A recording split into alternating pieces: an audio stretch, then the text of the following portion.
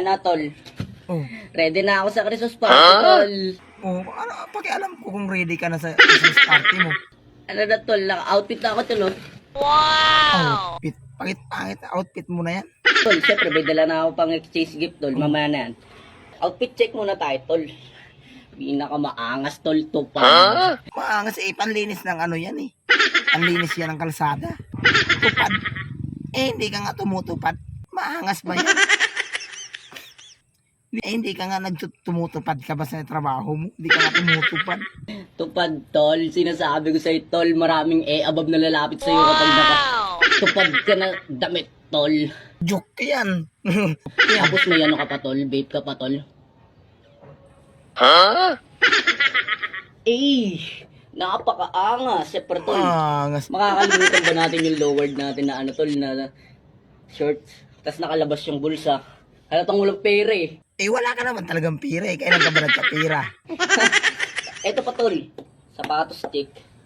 Yan mo naman pitik check, tol, oh. Dapat, tol, mahaba yan. Dapat magmumukha ka McDo. Mukha ka nga McDo. Pero mabalik tayo dito, tol. O ano yan? Exchange gift, tol. Exchange gift.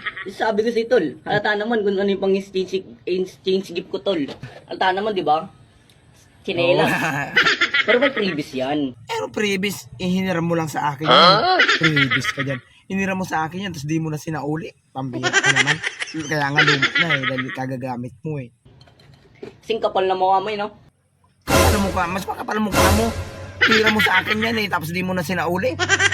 Pambira ka naman. Kaya nga luma na yan eh, kasi kahiram mo sa akin eh. Yung exchange gift, halagang 300, ginawa mo, laga 50. Isa ang tol. Ito, chinelas. Okay lang yan, kahit gamit na, okay lang yan. May ano pa, oh, may at pa sa chinelas, oh. Ano? Oh, chinelas yan, tol. Pero may previous yan, tol. Previous. Tibay na mukha mo, eh, no? Makapal mukha mo, hindi mo na sinasauli yan. Irami-ramin mo, hindi mo sinauli. Quality na naman. Pambihira naman yun guys. So quality oh.